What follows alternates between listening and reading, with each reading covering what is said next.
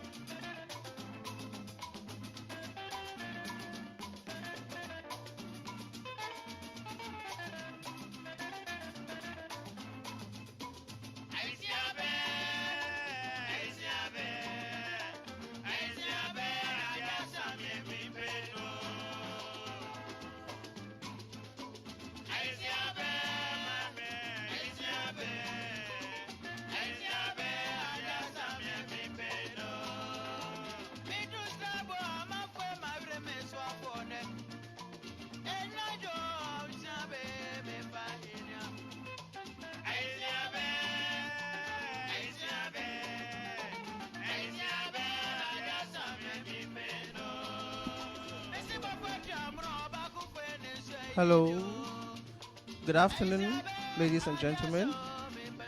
Please kindly move forward so we fill these spaces and then we can start the program. Thank you.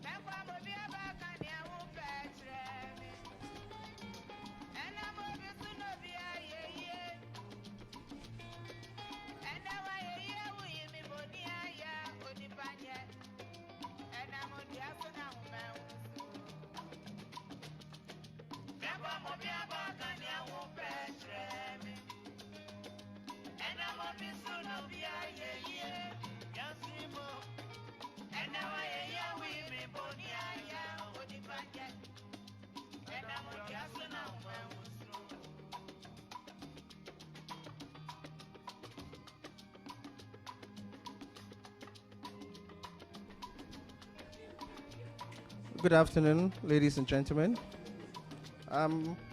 Before the actual welcome is said by the people assigned to do that, I would crave your indulgence that we all offer prayers in our own way. So I'm going to give all of us a minute. If you are a Muslim, a Christian, whatever you are, please say the prayer the way you believe in. So let's pray.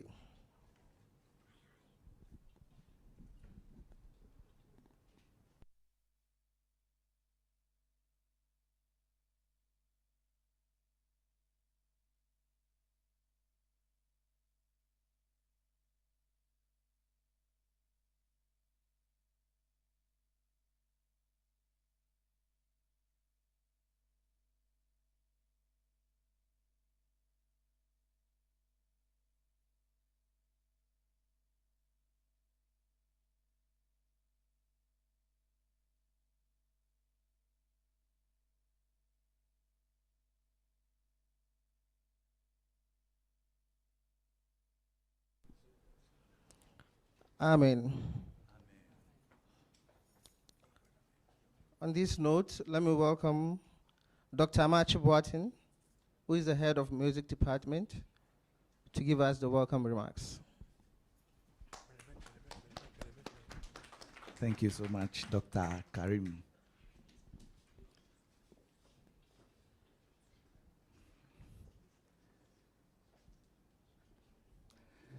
Good afternoon.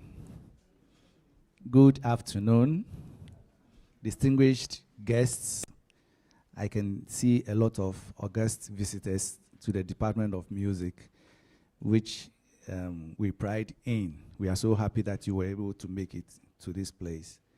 Colleagues, students, and friends of the Department of Music, it's a pleasure to welcome you to this roundtable discussion, although we cannot see any roundtable here, but it's still a roundtable discussion in honor of Professor Edmund John Collins. Your presence here reflects the value we all place on the preservation, study, and celebration of Ghana's musical heritage. Today gives us a chance to recognize a man whose life's work has shaped how we understand high-life music and its place in our cultural identity. Professor Collins has served as a musician, researcher, educator, and advocate with a level of dedication that has influenced generations. His careful documentation of music practices, his collaborations with performers, and his teaching have created a body of knowledge that continues to guide scholars, artists, and students. As we mark 100 years of high-life music, we must shine a light on those who have helped sustain the genre as both an artistic form and a historical record. Professor Collins stands firmly among those individuals. His work has captured the stories and experiences behind the music, and he has helped preserve traditions that might have faded without his intervention. This afternoon's panel brings together voices from academia, archiving, performance, and the creative industries. Each speaker offers a different perspective on Professor Collins' impact. Together, they help us appreciate the reach of his contributions and the continued relevance of his work. On behalf of the Department of Music, I extend our appreciation to everyone who contributed to the planning and organization of these events. I also thank each of you for taking the time to join us. Your engagement strengthens our shared commitment to advancing music scholarship and supporting the creative arts. I urge you all to pay attention, think, and engage completely in the conversation today. We anticipate a fruitful discussion and warm celebration of an amazing legacy. Thank you. Thank you, Dr. Amache Boatin, the head of music department. Whilst that is a welcome from the head of music department, it is important, since we are in the School of Performing Arts, to be also welcomed by our boss, who is the Dean of the School of Performing Arts, Dr. Kuvo. Thank you very much, Dr. Karim. A very good afternoon to you again, distinguished ladies and gentlemen. I stand here this afternoon very excited because I have been talking about something for some time now, and this is a replica of what it is. I've always said that we should pay tribute to our living legends and stop paying tribute to cops. And yes, this afternoon, Prof. John Collins, you are here, and I want to say a few words. In welcoming you, I say a few words. I wrote these things this afternoon. Don't laugh at me because I know very little about technology. Yes. Yes. Are we ready? Okay. I am. Yes. Trying to rotate it a bit here.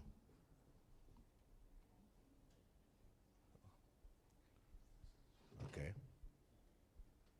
Yeah. Yes. Okay, here we go. And I'm saying that, oh, it's gone back again. Yeah. O'Malley. Okay. Thank you so much. Yes. So I want to say that I have been inspired by Professor John Collins and some other faculty members here. So, Prof. John Collins, I'm saying that gleanings from all the sources I've gathered on Professor John Collins suggest that his intellectual, artistic, and cultural footprint is vast and multidimensional, embodying a rare synthesis of performer, scholar, archivist, and cultural activist.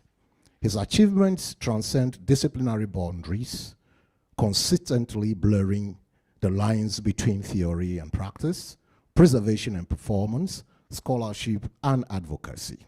Central to his legacy is his pioneering contribution to the documentation and preservation of Ghana's popular music, particularly highlife, genre that has long functioned as both a sonic emblem of Ghana's modernity and a vehicle for socio-political experience. At a historical moment when globalization, technological transformation, and cultural amnesia threaten to marginalize indigenous tradition, calling interventions through scholarly writings and recordings and archival works ensure that high life remained visible and very active. And today we can all rejoice because Prof. John Collins is one of the people who actually made it possible for us to get connected to high life. And this afternoon, on those words that I poured here in front of him, I want to welcome all of you to this very important program. Thank you very much. Thank you, Dean. And we'll zoom straight into our discussion, or what we've termed the round table. It's a privilege to have the panelists that we have, because by the time we finish the discussion, you would understand that we did not only choose the right people, but we are covering different aspects of what Professor Collins embodies. So we have Professor Sutherland with us here. Please let's give it to Professor Sutherland. We have Mrs. Betta Adum with us here. We have Mrs. Judith Opoku Boatin with us here. We have Dr. Terry Bright Ofosu with us here. He is our head of department, dance studies department. So without wasting much time, I would invite Professor Sutherland to start a discussion. Thank you.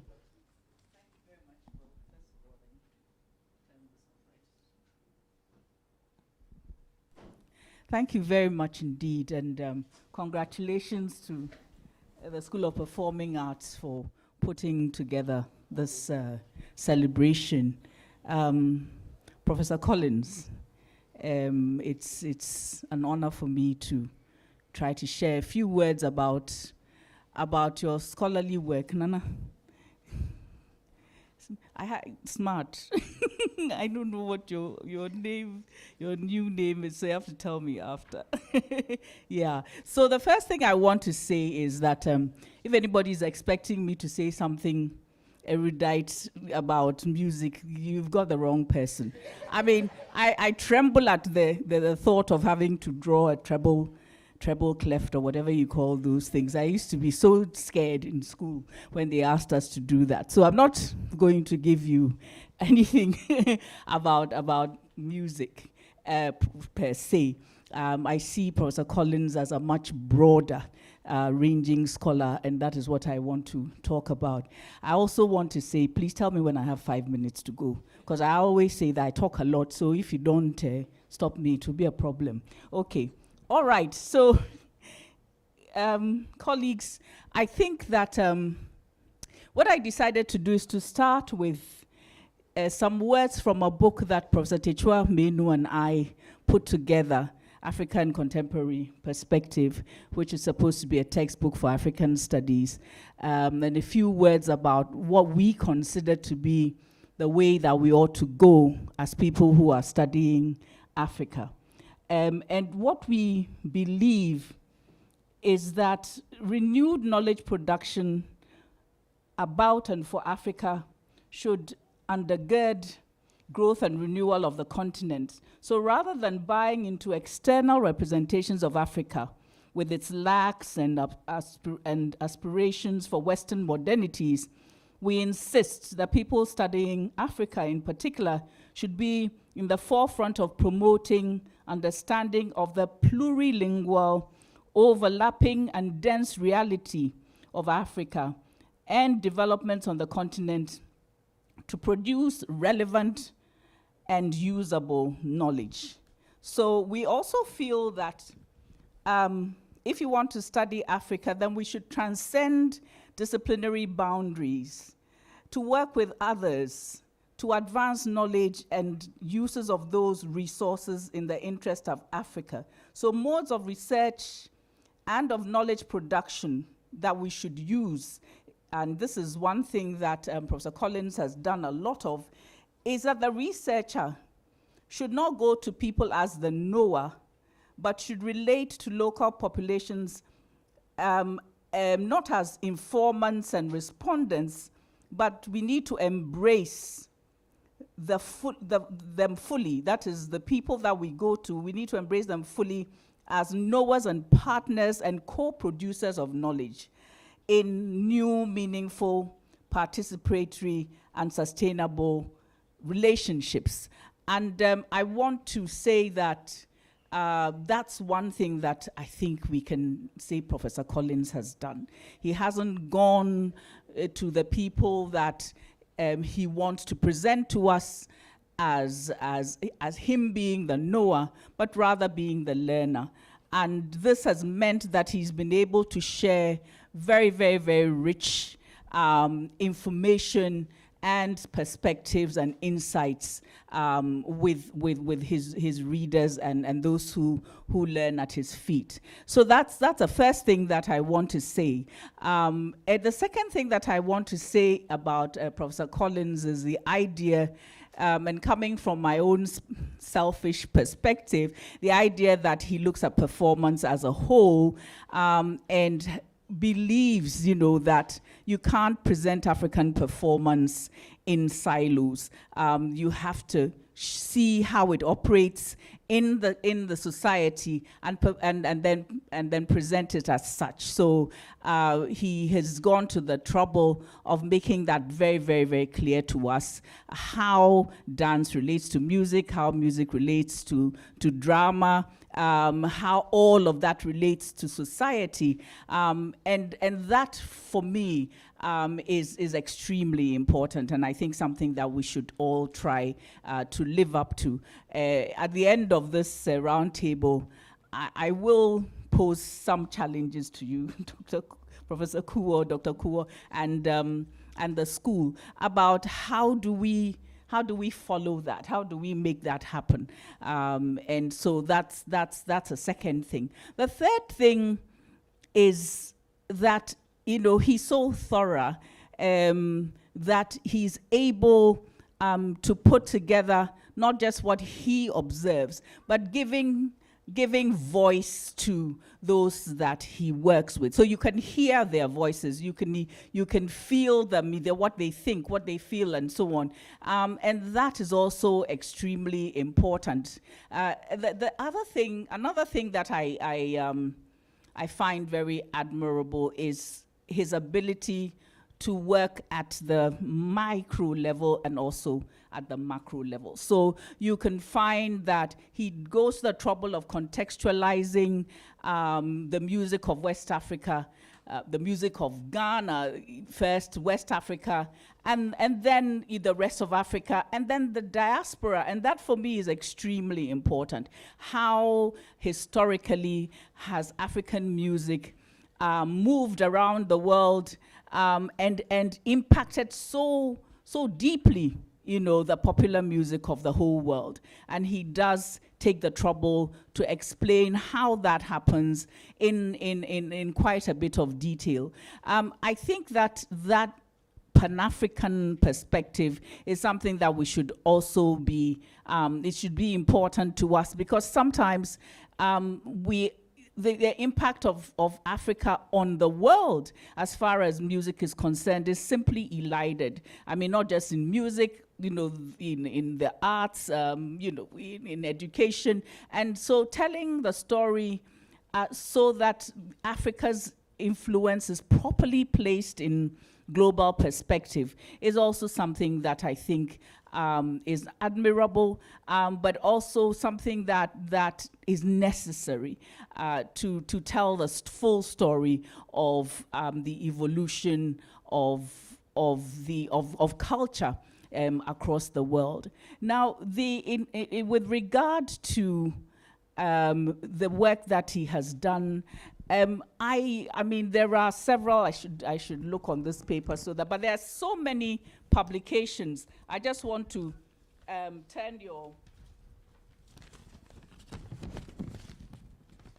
your attention, as far as high life is concerned, to E.T. Mensah, the king of high life, West African pop roots, the Ghanaian concert party, which African popular entertainment at the crossroads, which was his PhD thesis. And I think that, there's a lot in that thesis that has been coming out as we go along.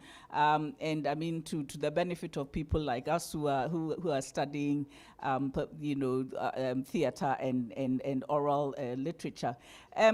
We should recall his contribution to African popular theater in the book that he worked on with Karen Barber and Alain Ricard, in which he gives us a very detailed perspective of the Jaguar Jokers, their play, and so one of their plays, but also relating it to popular theater across Togo and Nigeria and so on.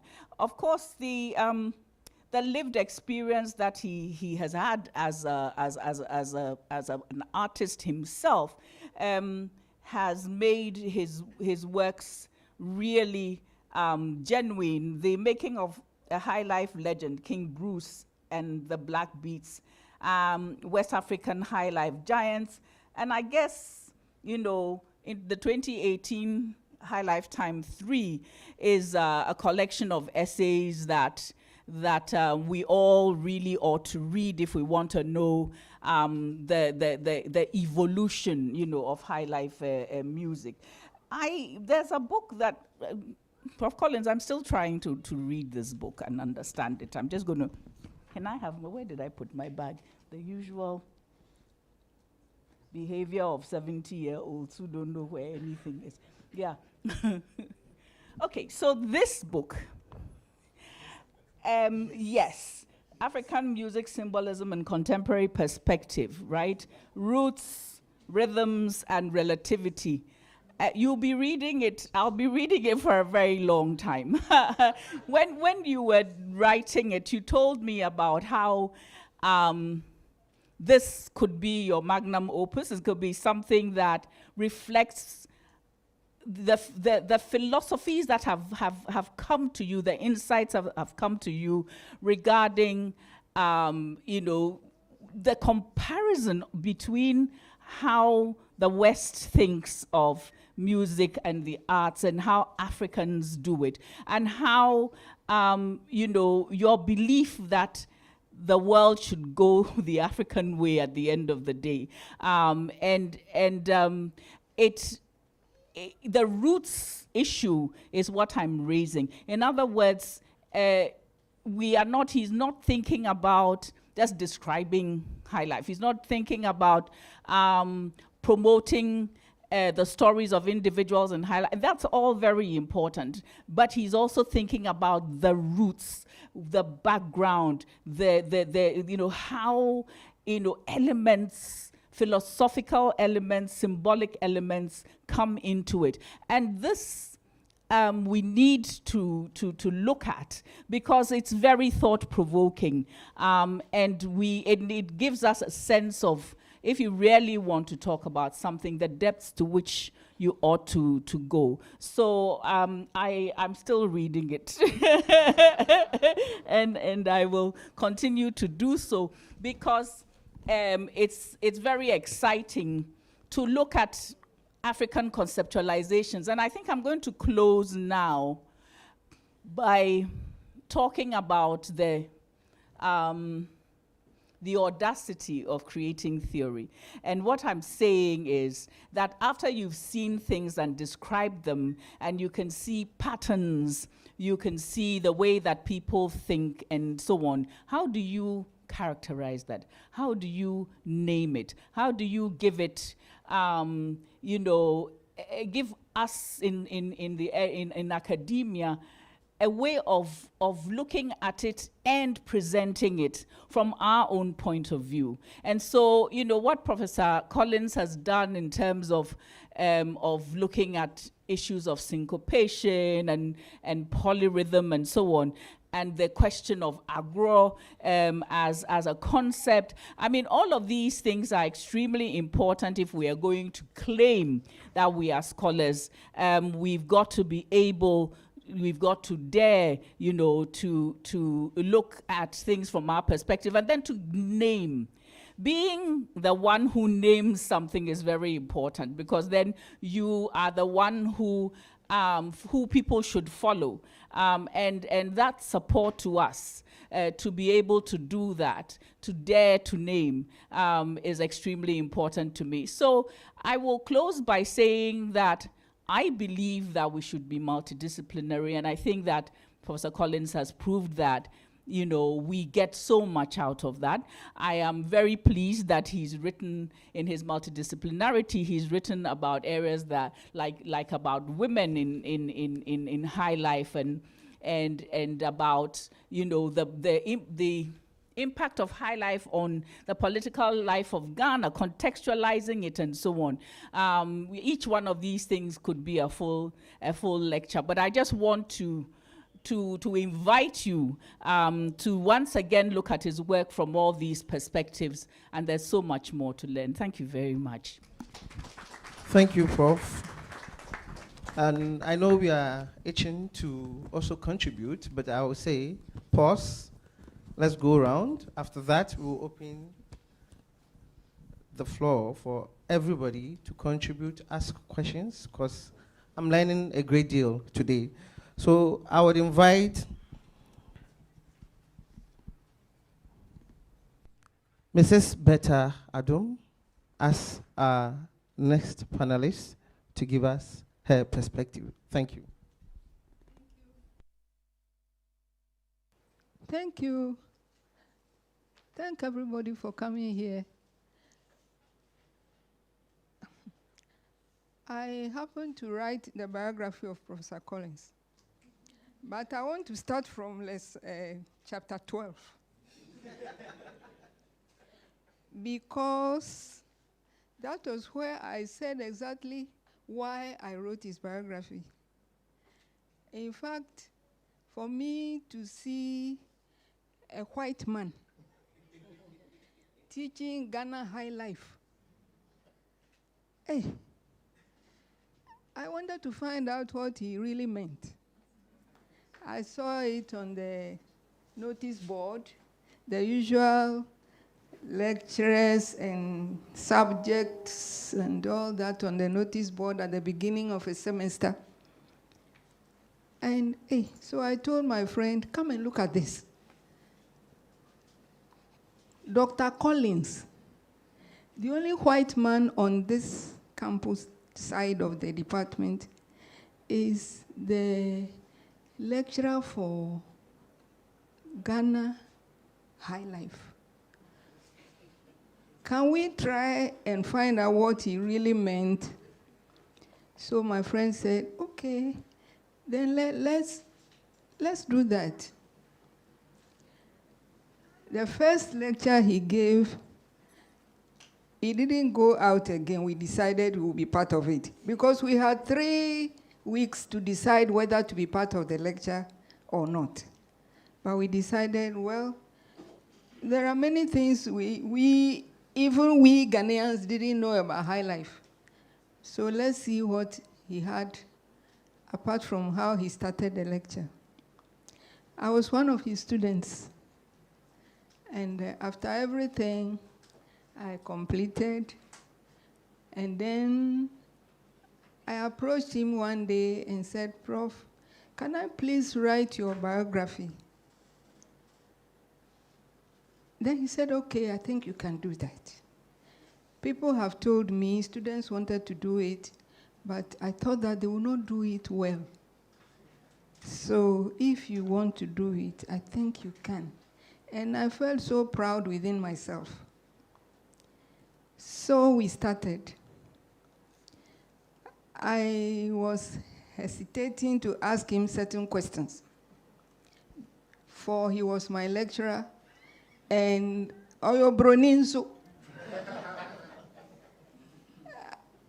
But when I started, then he drew closer. Then he invited me to his office, and then he started telling me about himself. He told me he was born in 1944, November. His father is an Irish Briton. His mother, a Briton. And then they got married, and they had 3 of them then. Why they came to Ghana, when University of Ghana started, Dr. Kwame Nkrumah wanted lecturers to come and beef up the departments.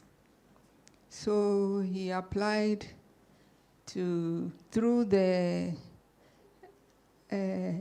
University of London, to which the University of Gold Coast was affiliated. And then they opened the way for the British to apply. And Professor Collins' father, Mr. Edmund Collins, who was a philosopher, decided to be part of it. So that was why they came. They were housed at Achimota. Those days, I can't imagine how Achimota was those days, but it was those days.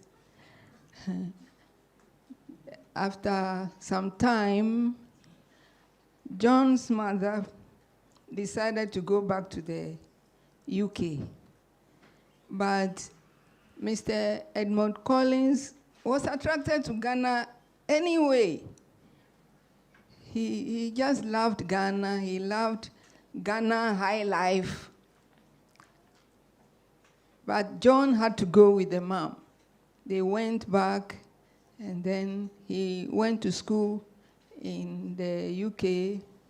He went to secondary school. In fact, he started a medical course. Then the father invited him to come back to Ghana. When he came back, the father wanted him to continue his medical course at the just started Ghana Medical School. But John said he had gone through that process up to a certain stage. So he didn't see how he could go back in Ghana to start.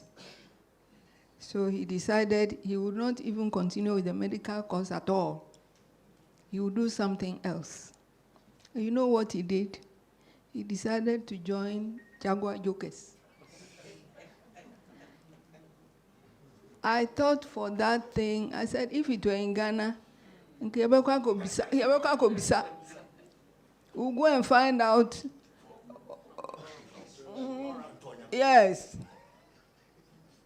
From the oracles to tell us why he should change his mind. Maybe some demon had, worked his mind. But his father encouraged him. And initially, he stayed with his stepmother in Sawam, not even at Accra. I'm sure in Sawam was a village then. And then he met one Mr. Bampo, who was actually the person who started Jaguar Jokers. John, at the same time, registered to do a degree in Legon, but he decided to do archaeology and sociology. So he was a student, and he was a bandsman with Jaguar Jokers. The whole combination was some way, but he loved it. In the sense that he never worked with Jaguar Jokers for money. He didn't register to become a bandsman with Jaguar Jokers to be paid after every tour or something. If it were today, our young men will want to find out how much they will earn. But he gave himself to learn Ghana, to learn to play Ghana guitar, the technique of Ghanaians. He just related to the people. I love this man. He just made up his mind, this is what I want to do. And nothing about his Obroni life changed it. I think we have many things to learn about him. He will come for lectures, and then when it is time for Jaguar Jokers to travel, he will go with them. And those days, they will sit in a truck. He was telling me a story. One time they were going, the truck broke down in the middle of nowhere. And they caught a rat. It was fun for them. Yes. He ate what the bandsmen ate. He slept where they slept. I mean, he did everything like Ghana bandsman. Okay, please, are you getting these things? Yes. I think our grandchildren must learn some of these things. Yes. And so he got close to the people, so much so that they began to tell him about Ghana, about our way of life, about our way of thinking, about why we eat certain foods, about why we sing certain songs. Even the Jaguar Jokers plays, they were all stories about what was happening in Ghana. The themes are things that some of our students can decide to work on now because they carry so much weight. Please, I don't know how many music students are here, how many dance students are here, how many theater students are here, but some of these things, you can't learn them from any library. You can only learn them when you go to the field.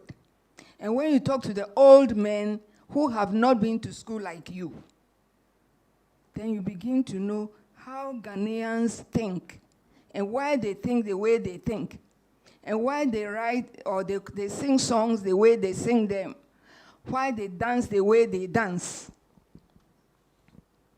So he did all that. And apart from that, he started taking notes. When we started our conversation, he gave me a diary. He started it in 1969. 1969. Some of the books in our library now, we think they are too old, so we have thrown them away. Or we don't even want to look at that side because the books are too old. I don't know where his diary is. I wish it were in one of our libraries here, so that some of our young people will look at some of the notes he made. I asked him why he had a diary. He said, I am new in the country. I have many things to learn. I cannot take everything at a go. So I have to note certain things so that when I am out of class or I'm not with Jaguar Jokers, I can go through some of these things and learn for myself. If it were church, I would say hallelujah. There are so many things we can learn about this man. So, he was with Jaguar Jokers for 3 years. And like I said, he never asked for any money. He was even feeling for them that what they were, after work, after a play, what they had was even too small to share among them. But that was what they were managing. So maybe he didn't want to add to their problems. Apart from being part of Jaguar Jokers and being a student at Legon, he was also part of bands. He was always learning. So he followed people like Lord Kenya, Bob Pinodo. He was always learning and taking notes so that he could do things Ghanaian. After he completed his course, the university program, he decided he wanted to do a master's in high life. He went to African Studies and they told him it is not a subject that could be done at graduate level. So they just put it aside. He saw that it could not be done. So he gave himself a long break. For 20 years, John was on his own. He didn't go drinking. He didn't go smoking. He didn't go, putting his hand on his head and wailing because life had come to an end. He became a bandsman for Faisal Helwani. And I have interviewed Faisal Helwani. I knew him very well. And for John to submit himself to Faisal, it was, for me, it was incredible. But he knew what he wanted. He wanted to learn. Faisal was a bandsman, an instrumentalist, a businessman, somebody who, when he spoke, everybody must say, Amen. But John was with him. And he could send John anywhere, like any of the boys who were with him. And John would go. At the end of the day, John learned how to manage a band. He learned how to produce music. John became a music producer. He became a band manager. So he was always learning and always thinking ahead. When he was teaching, John became a teacher along the line. He taught at Ghana International School. He taught chemistry, but he had a band. Then he was living at Jamestown. During the day, he met with his band. During the day, he had time to do his school work. Then in the evenings, he met with his band. And they started performing. Young men and women who did not have work to do, he brought them together and, kind of gave them some employment. And caused to know that if even you didn't go to school, that was not the end of your life. So he did that for a while. And then he decided to have a band that he could go on tours with. That one didn't go well with him, I think because he was not a real businessman, Ghana type. He had problems. But he had the experience, and he had time to work with young people. Yes. Along the line, he had a contract to travel outside and teach some young, unemployed West Indian youth in UK. After that contract, he decided to use the money he had to buy recording equipment. He came back with the equipment, and then he set up a recording studio in his father's house at Boko. That time, Ghana was going through coups, and there were curfews. So nightlife was difficult for Ghanaian musicians. You know, high life music thrives in the night. But when the coups were happening, all that had ceased. That was why some of the Ghanaians had to travel outside. But John decided to use the time to do the production. He did a lot of work. Churches went to him. Even the late, this Osofo who died a few months ago, Safo, he produced his group, and many groups, many groups at Boko House there. He did not only produce music, he made room for people who wanted a place to sleep. In fact, Boko was more than a hotel.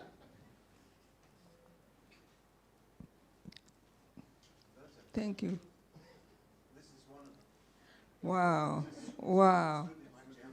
Okay. Thank you. Okay. So I'm told my time is up. But I see that the only thing I can do to help you is to buy the book. The book was published by Dapabli and Associates. So it is available.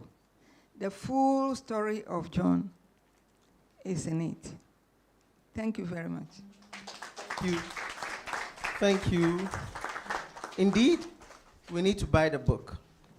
I know all of us wish that she will continue telling us the story. Yes, we will ask questions, but it's also important that we buy the book so we get to know the full story. Now, let me invite Mrs. Judith Opoku Boatin. We've heard from the professor, from the educationist. Now, let's hear from the archivist. Thank you.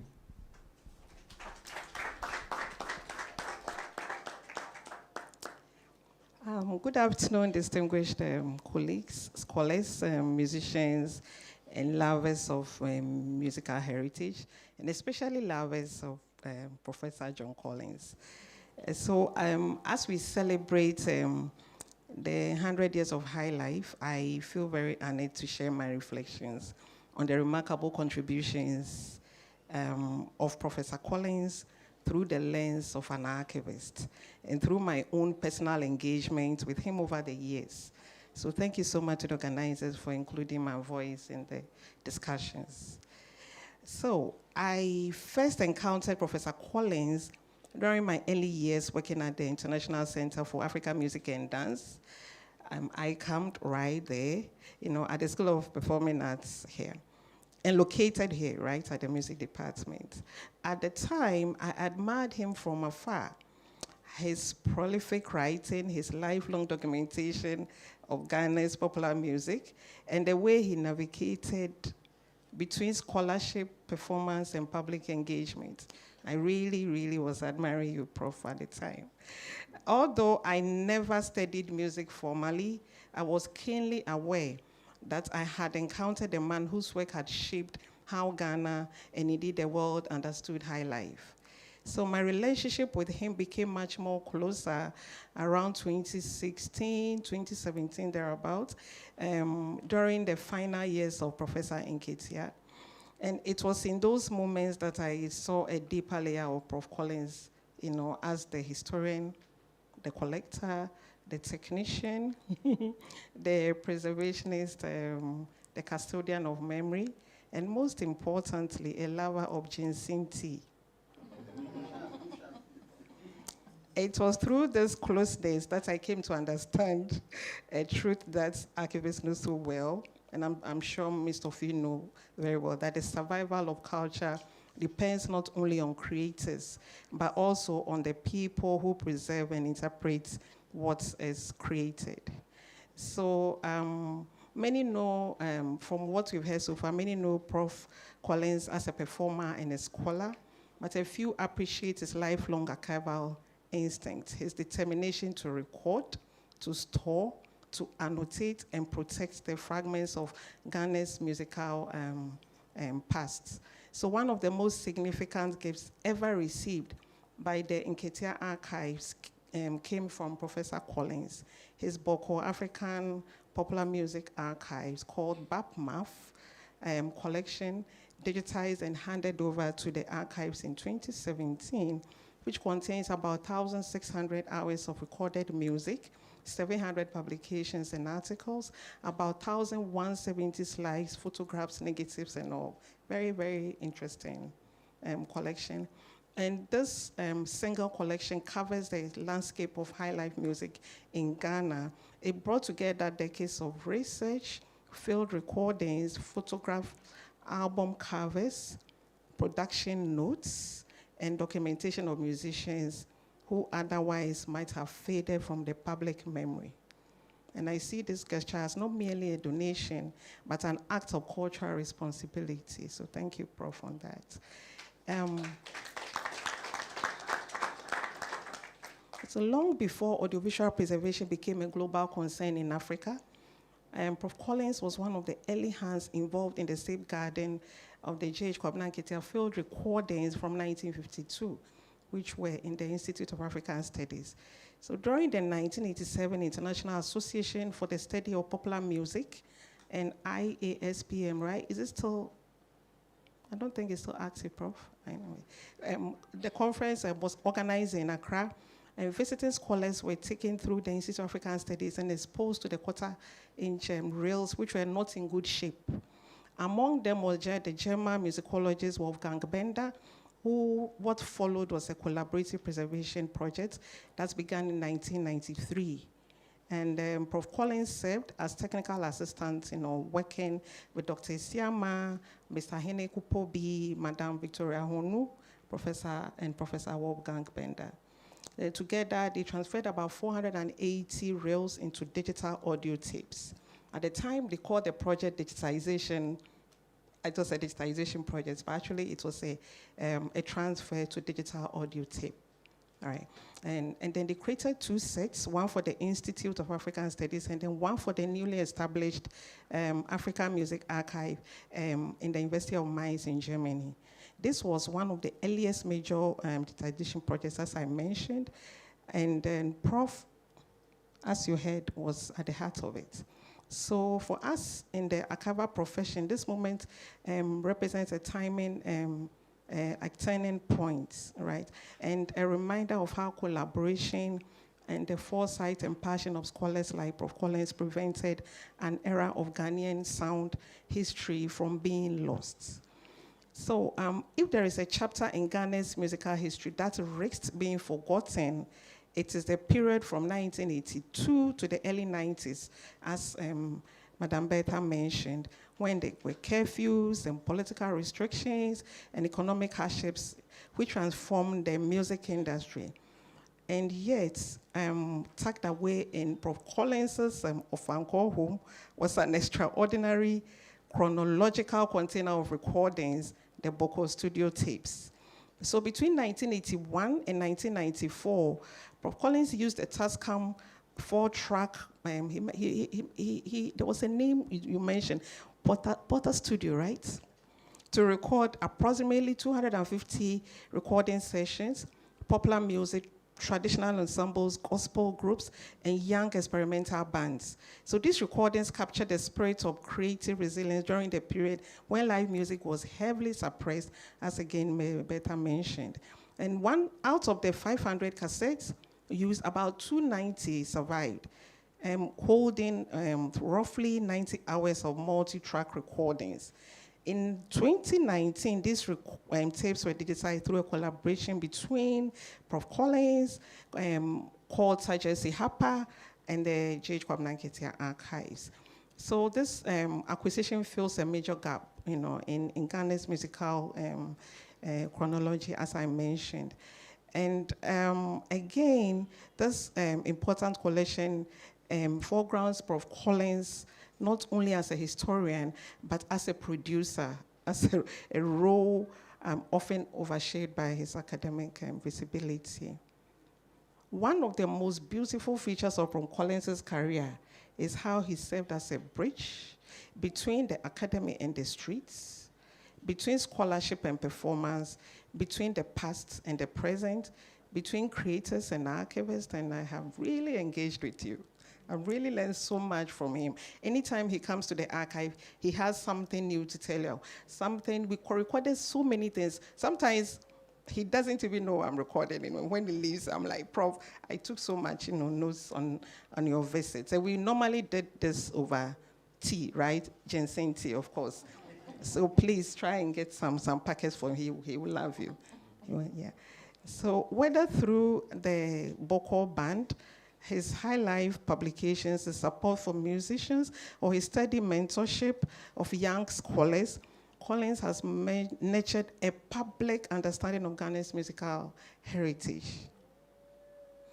His work reminds us that popular music is not popular because it is simple, but because it is a living archive of our social and cultural life. So from an archival perspective, I would say Prof. Collins leaves us with 3 important lessons. One, archives are built by individuals with passion, not only by institutions. And his private collection became the backbone of High Life scholarship. Two, preservation requires early action. And the 1993 digitization project saved some irreplaceable tapes. Without that intervention, portions of the Nketia rails might have been lost for good. Thank you, Prof, on that. And documentation is a creative act. It's not an act. And Prof Collins's documented music not as a neutral observer, but also as an embedded participant, because he was there, right there. Musician, a producer, historian, archivist, and all that. And he showed us that building an archive is itself a form of authorship. It's not just about books, but what's you preserved in the archive. So in conclusion, I would say as we celebrate this century of High Life, it is fitting to honor those who created the music. The E.T. Menses, the King Bruces, the Nanan Pedu, the Ramblers, the countless bands, the studio engineers, and all that. But it is equally important to honor those who ensured we could still hear and study this music today. Yeah. So his archives, his recordings, his writings, and his collaboration from a vital part of Ghana's cultural heritage. This Prof, has been so profound. And for those of us who work in archives, he reminds us of our responsibility to safeguard our sound wells, to keep our cultural history accessible, and to ensure that the next 100 years of High Life will have a rich archive to draw from. And Prof did not only give his collection to the Nketia archive, he kept spreading his collection. I think through your collection, the High Life Music Archive at the music department was also built. And then I heard in the news and from your own mouth that you've also donated your collection to the Decan Archive. So you only do not deal with institutional archives, but again, we deal with private archives, and I think that is good. So today I celebrate John Collins not as a scholar of High Life, but as an archivist, a memory keeper, and a guardian of Ghana's musical soul. Thank you so much for your attention.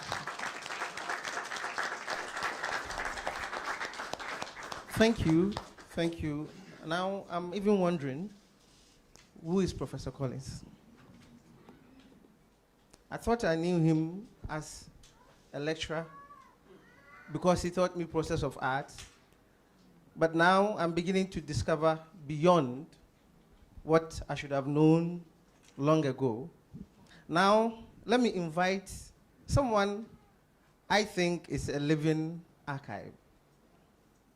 We've heard about Professor Collins. He will also give us his perspective from the musical angle.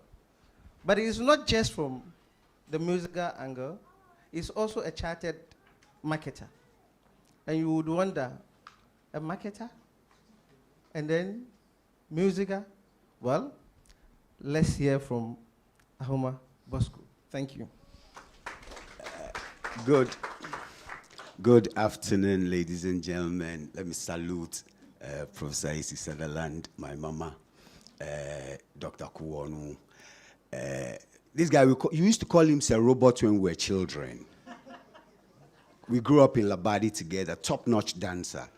So when later I realized that he's now a doctor of dancing, So thing is, when children are playing, you need to take a cue from that. And Madam dear, the way she talk about Prof. Collins, he go show you say she know what she they say. And then I had heard of Madam Archivist from Dr. Samantha. So thank you very much for this opportunity. First, I'd like to salute Professor John Collins. Prof, you do all. Telephone komoi. Now, Sloopy McJimfy is Nana. But I want to believe that one of these days he will go back into the studio and give us, whether it's going to be an upgraded, Nansay, what telephone come up? Nansay, WhatsApp in come up. So I'm sure he's going to do something. But good afternoon to everybody here. I see Kwame Brenya. Last time he did a great show. High Life is Alive. I see Prof too. Prof is actually a management person, but he decided to do music. And I see Samantha, Dr. Samantha Hollingworth is a volunteer with the union. And this year, Musica is 50 years, so we're celebrating our Golden Jubilee. So we thought to tell the Musica story. Where did we go? Our first port of call, Professor John Collins. And Prof was so magnanimous that he gave everything he had on Musica from the okay, I'm drinking the soup from the fufu, so let me take my time. Personally, I met Professor John Collins as a precocious young journalist in the 90s. And I followed Prof too, because nearly everybody I spoke to, they mentioned his name. Any of the high life greats I spoke to, they kept referring to him. So I'm like, yeah, Charlie, maybe I'll go check him out. And in those days, Ufanko barrier, so I'm talking 90s, before they started doing all these things. If you are going to Ufanko, then you're traveling. I went there, and dig this, I'm talking 96, that's about how many years from now? 30-something. So these days, you have, even Dr. Seth, he make it like Rasta. So now Rasta is fashionable, but dig this, in those days, we could count ourselves. And in those days, when we sat in public bus, like I'm sitting by this madam, she'll find a way to move. And I went to Professor's house, and he welcomed me. I mean, no qualms. Long interview, Charlie. All right, I know in those days, we used to, if you don't have a recorder, then it means you will have to be writing your notes and things. And Prof was so wonderful. And since those days, I mean, Prof is taking me like whether a junior brother or a Peking or something. And we've maintained a very positive relationship since those days. I'm supposed to be celebrating Prof from the Musica perspective. I joined the union in 1981. And from those days, he was there. I mean, they were the founding members of Musica, along with you mentioned the killer's name, Faisal Helwani. You know, I say they mentioned the killer name. No, the man know the killer. Faisal Helwani, Sami Odo, Stan Plange, all of them, Jerry Hansen, Kim Bruce. Faisal was there with them. And I think my task is pretty easy because all these persons have covered the very multifaceted life of Faisal. And along all those threads, you see his work as a musician. I came in when Madame was talking about Prof playing, what you call it, and there are pictures of him with his band playing at the Sea View Hotel. And he used to have a harmonica in his mouth, and then he had his guitar, and then these guys were playing the drums and things. So I tell people, yes, he's an academician, he's a scholar, but he's more a musician than all those things. A couple of years ago, there was a guy called Abdurrahman Diallo. He was the UNESCO head. So when he came to Ghana and he realized that I work with music, the first thing he started asking me is, Bosco, won't you people go and make sure High Life is enlisted?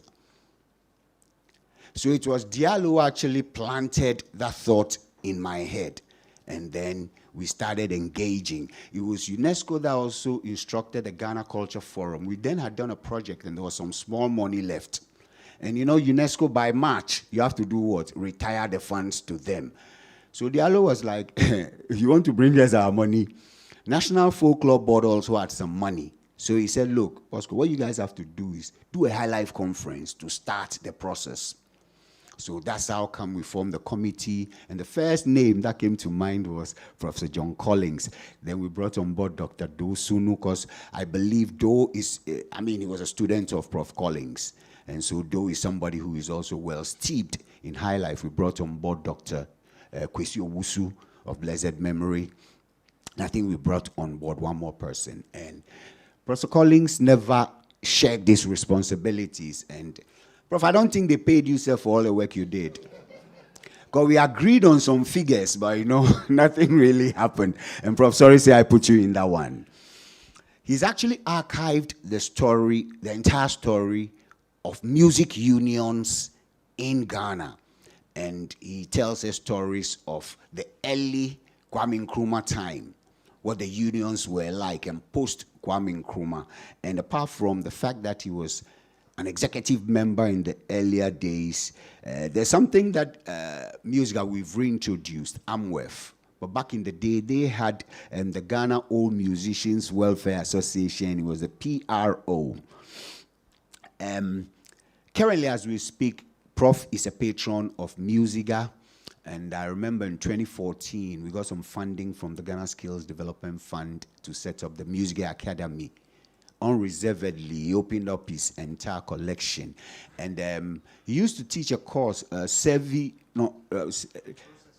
No, you have one, you say something of music, it's like the study of music, something where you have something where you show us the transatlantic, where you show us that the music left here and went to the Caribbean and Americas and came back in this new form.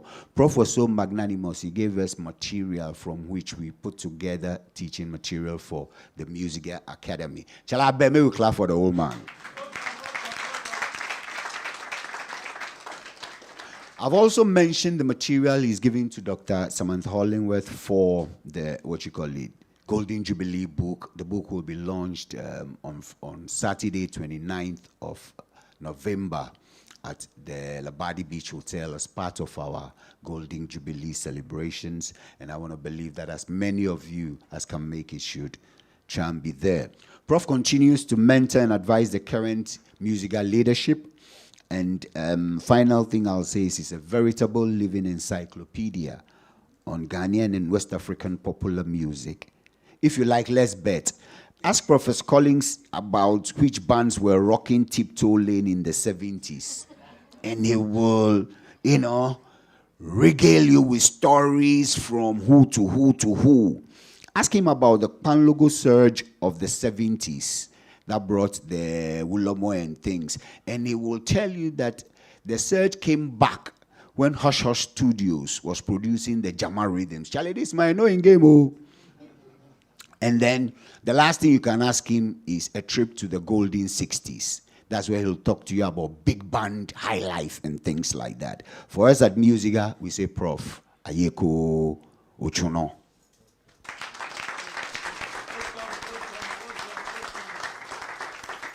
Prof. Aiko. Now let's come back home. We've heard from different perspectives. And let's now invite not just a dance champion, but a dance scholar. Yeah. And fortunately for us too, his area of expertise is in popular dance.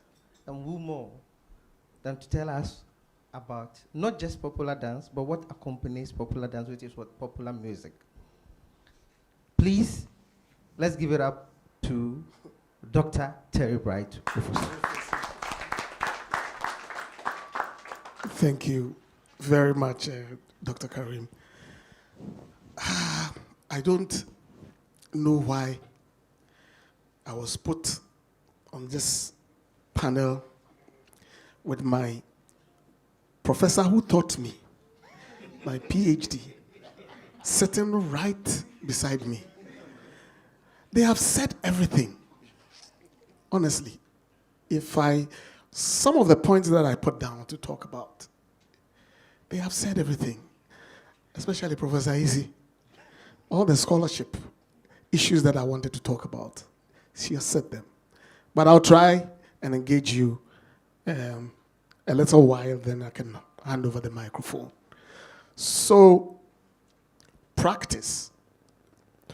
Professor Collins's practice. I read something on the bands that he engaged. And I find that very, very interesting. For a lot of you who are the Gen Zs, I don't think you will know about these people.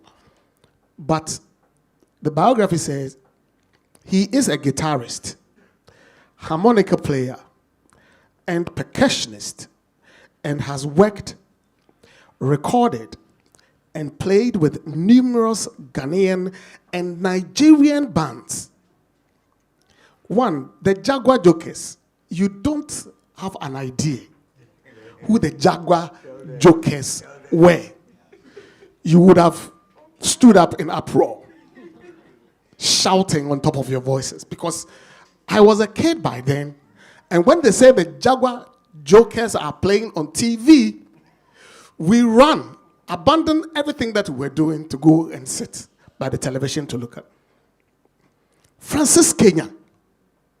These are stalwarts. E.T. Mensah. E.T. Mensah, for God's sake. He played with E.T. Mensah. You have no idea. Ablade. There's a Ga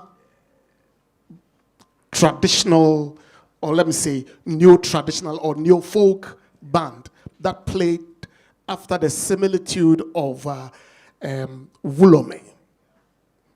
And so normally you see them dressed in white, you know, with beads around their neck and all that. Beautiful, beautiful musicians. He played with them. Fela Anikula Pokuti. Let me stand up.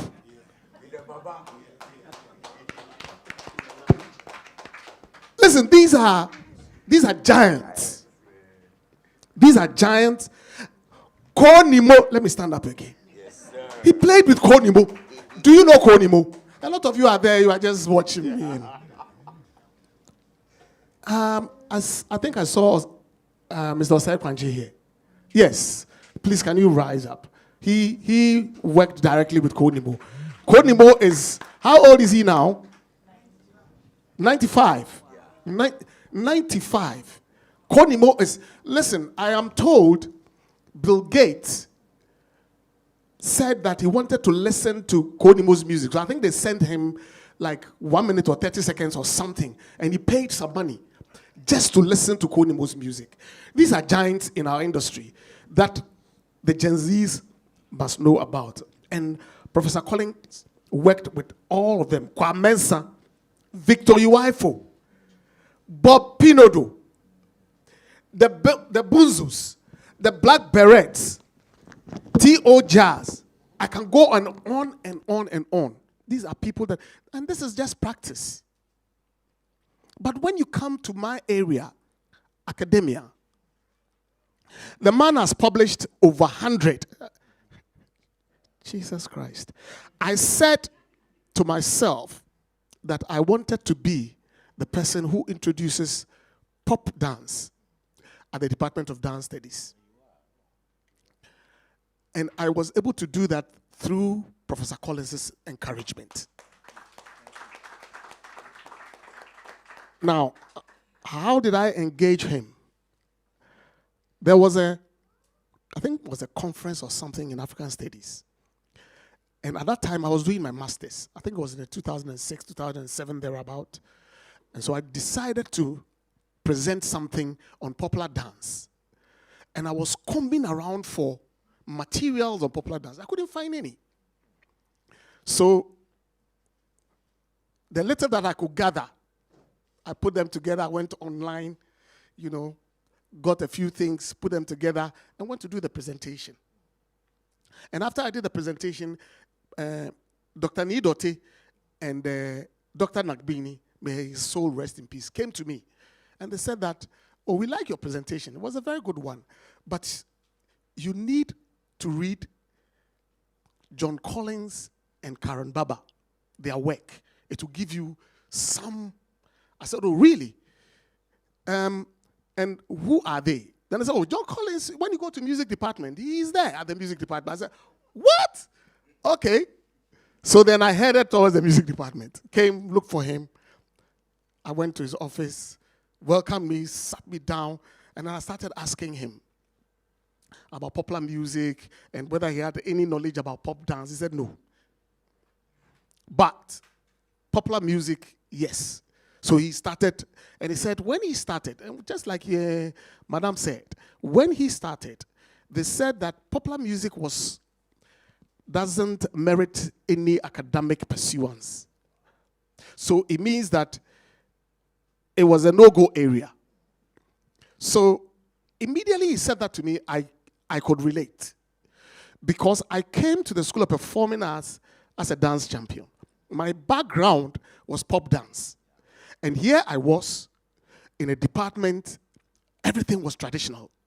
You do choreography, they must play drums. There was nothing like electronic music. So they create the drums, and then, well, it's a dance department. It's not music department. So we couldn't have access to guitars and pianos and all that. You couldn't carry the piano onto the stage. So all we did was we sing, and then they play the drums, and then we used to create our choreographies. And I had made up my mind that I was going to change that. So in my class, my professor, who was at that time a doctor by then, was referring to the dance that I did before I won the national dance contest as dance asa. So he was distinguishing between that and choreography and said that is no choreography. That is called dance asa.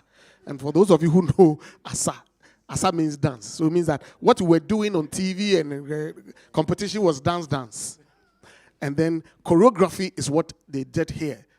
So you must come to school, learn the process of composition and all that before you can come up with a choreography that makes sense. So I was coming against this backdrop. And as I spoke to Professor Collins and he was telling me all these things, I could easily relate to them. So flashback. In my final year piece, I used high life, what we call beggar high life music, and then a fusion of calypso music, and which had African beats. That is what I did. And that was the first time that a student was allowed to use electronic music, popular music, as a choreographic, material. So after Professor Collins told me this, I was able to search and get a lot of materials to put together to write my master's thesis,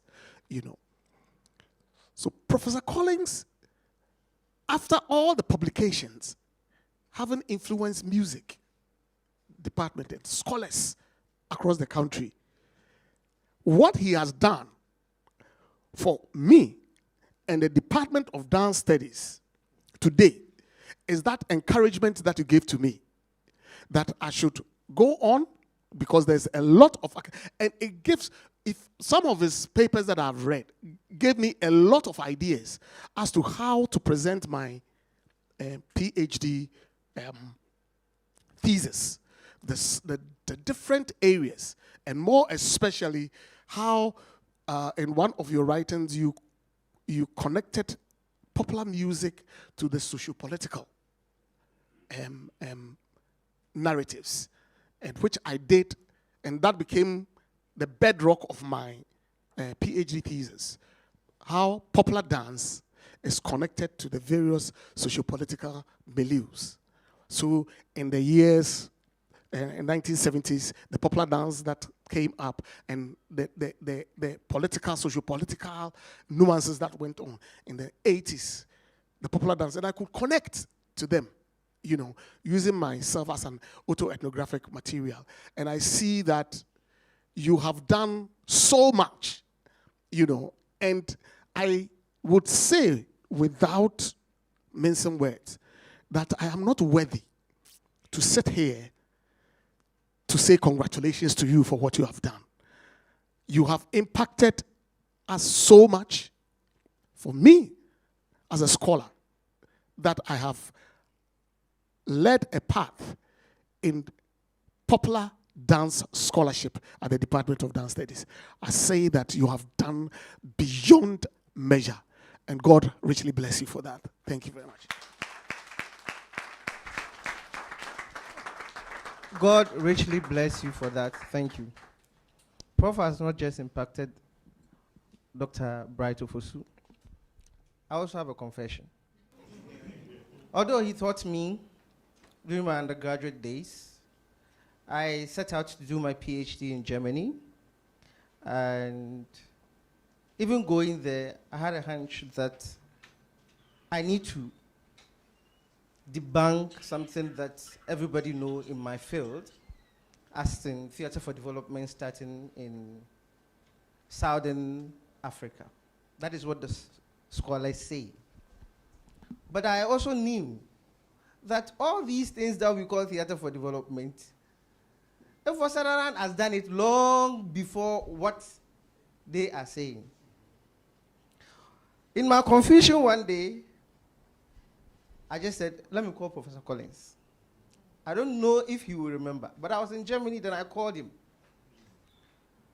Within 30 minutes, Professor Collins led me to different materials, from documentaries to books to articles. And then I can say, today, I was able to prove that what I knew before going to do my PhD is not the right one, but he led me to proving that. Thank you, Professor Collins. On this note, let me open the floor for people to ask questions. But let me be the first person to also ask the first question. And Professor Sutherland, I'm an aspiring scholar. Yes, I am an aspiring scholar.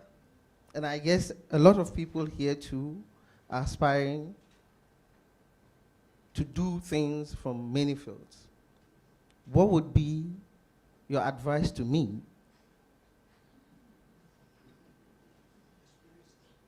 Yes. What would be your advice to me, having known scholars like Professor Collins and many more, and also, although we are talking about Professor Collins, we've also heard a lot about you. What would you advise me to do in order to be able to be celebrated tomorrow as a scholar? Thank you.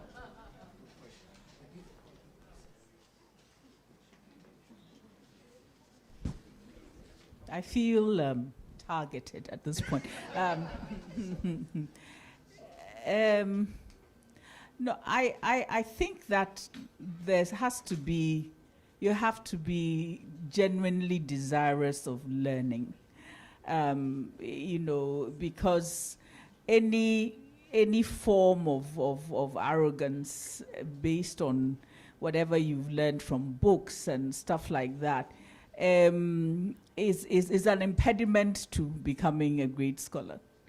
I think that that's extremely important. The second thing, which I actually didn't mention, but if you look at the book that I brought out by Professor Collins, the bibliography, the acknowledgements, I found that amazing. Several pages of acknowledgements that he has in this book that you know, recognize the achievements of other people. And I think that, I mean, it's several pages. It just, I thought that was extremely inspirational, because somebody who's not afraid to acknowledge other people is usually somebody who has a lot to contribute, you know. So I think that that's the second thing that I would say. Thirdly, you know, you have to be willing to work extremely hard. You know, it's Judith, going into the field to go and film a festival or something like that, and you'll be buffeted around and thrown to the ground, and you know, all kinds of things just to get this one picture that you want or one reel that you want. It's extremely important for you to be willing to put in the work in order to achieve this. But I think that also believing in us as Africans, I think, is extremely important, because I've been saying it all over the place, but we need to be in a position to upload content instead of just downloading it, right? So it really, really means that we've got to know where we stand and the value of the resources that we have, and be willing to engage with the rest of the world on the basis of that those resources. I think that I should stop. I'm sure that there are several other people who have who can contribute to this.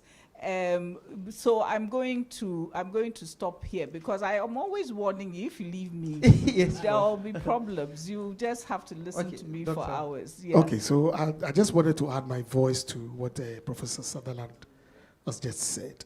So I also engaged the reading of this book.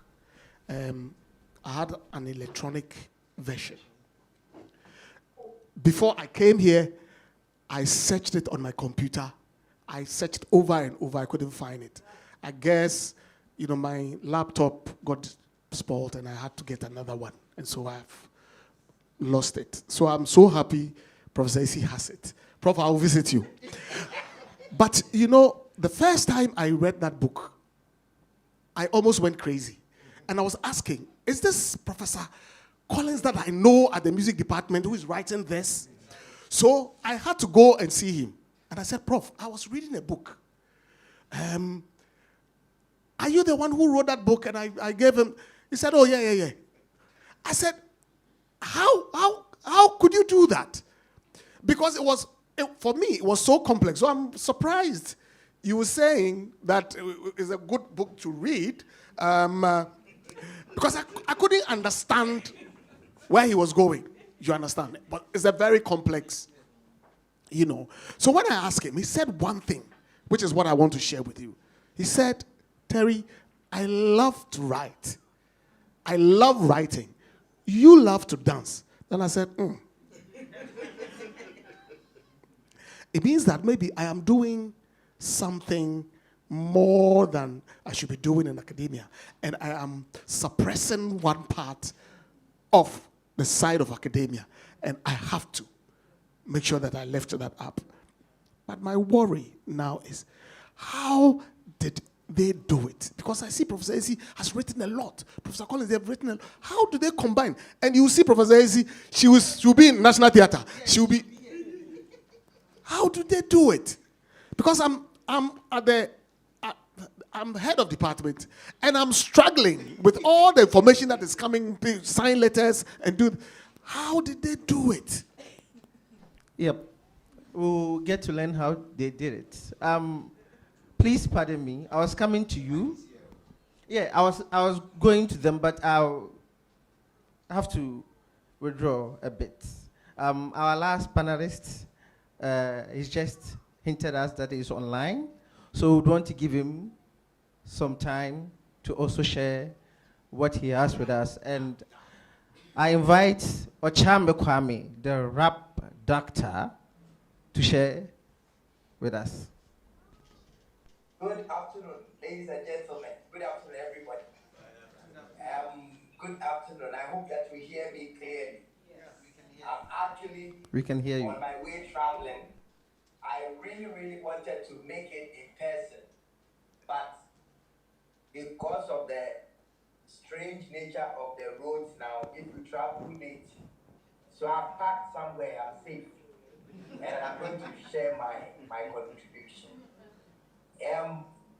The personal effect that Prof has had on my life is that it is because of him that about 15 years ago or 12 years ago, I decided to pause being an active performing artist and at least get a first degree. And I did this because I was listening to him in an interview one day, and he asked the question that when they leave, who are the next generation that is going to document the art? Because everyone is performing and everyone is interested in becoming popular. Who are going to be the academics that will be interested in documenting what is happening? And so I got the first degree, and also because of that, even though I was studying account, and my skill set that I wanted to improve when I went to the